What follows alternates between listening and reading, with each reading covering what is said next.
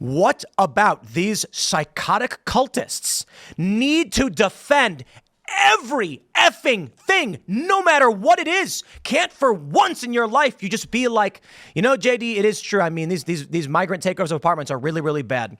I don't know if that means in the bigger picture that Donald Trump is the right answer to solve the problem, blah, blah, blah. No, she comes out and says, no, I'm going to stop you. They said it was only a handful. Why? Why the indignation? Just shut up. For once, just say, okay, we as reasonable people think it is shocking that Venezuelan gangs took over apartments in the United States.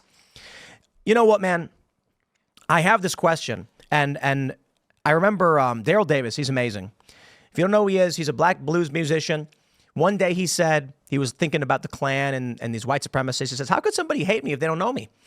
So he went to a Klan rally. And he started talking to people, and they said a bunch of mean things to him, but they didn't attack him or anything. And then he ended up making friends with these guys, and many of them actually quit and turned in their robes and said, I was wrong. I was completely wrong. Because he said, how can they hate me if they don't know me? This is what I see when I see Martha Raddatz.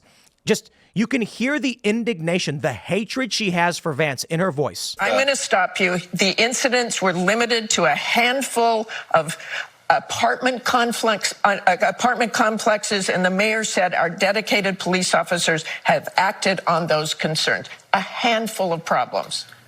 Why? I don't get it. I can sit down with someone and they'll say Donald Trump is a racist, and I'll go, okay. Yeah, I think a lot of people feel that way. We'll elaborate. What do you think? Like, I don't get mad about it.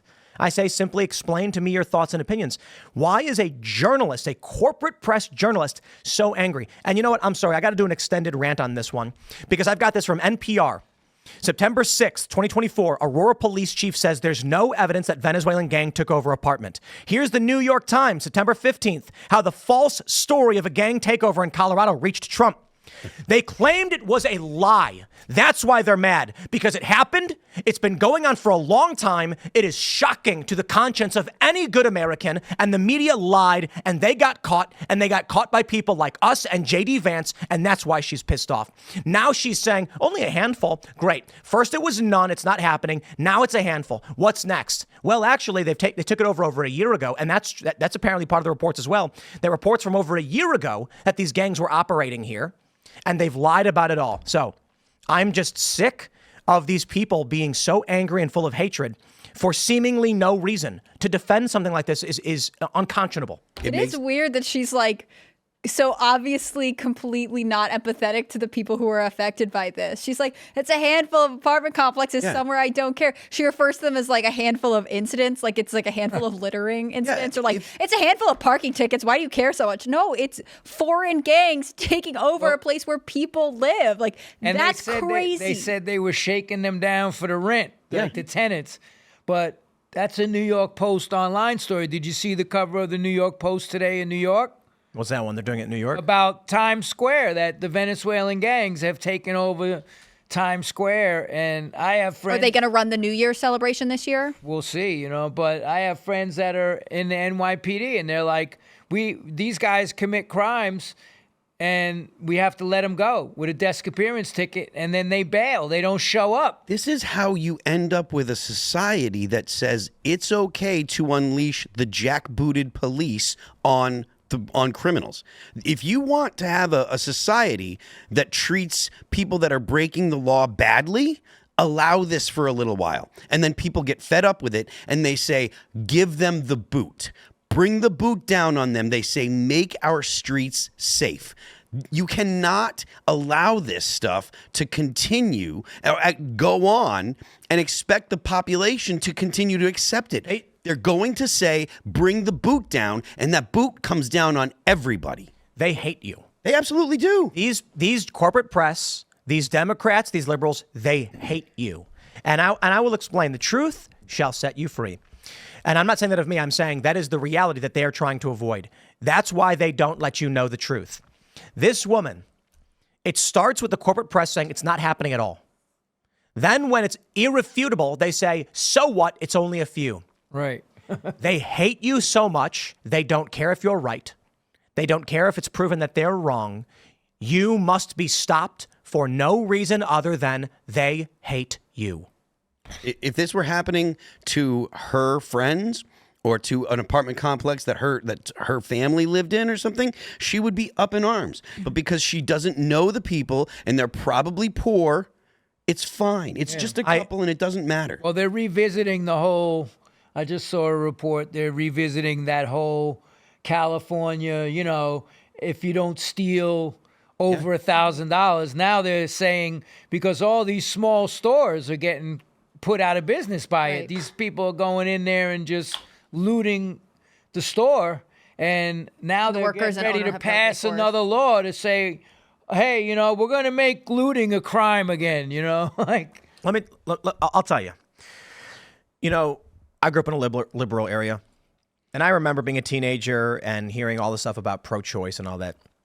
And then I met someone, I was living in the suburbs, and I was, hanging out at the local college, and I was meeting a bunch of people, and I had a friend of a friend, and I was hanging at her house, and her family were conservative Republican Christians, and I don't care. Didn't mean anything to me. And parents were talking about abortion, and I just said, sure, tell me what you think. I said, oh, wow, I didn't realize you felt that way. Interesting. It was that easy for me. I don't know. That was how I grew up. And I feel like there's so many people right now, like this woman, they don't care if you're right or if you're wrong. You're on the wrong team. You're on the wrong side of history. It doesn't matter what's true. It doesn't matter what will make this country function better or not.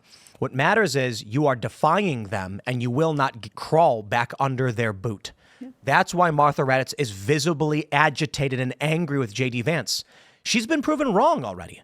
The issue is plainly visible to the average reasonable person who's trying to figure out what's going on. And they're angry that no matter what they do, they keep getting exposed as liars.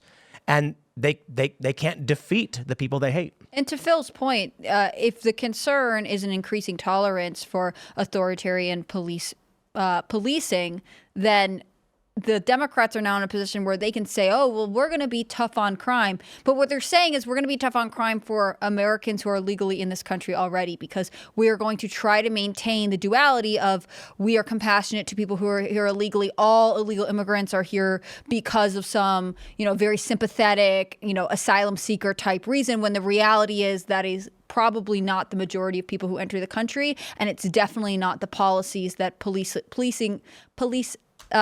officers have to enforce right now in places like Aurora. And even if you have a situation where the police are empowered to arrest people, you're going to have the DAs that aren't prosecuting or judges that let people go.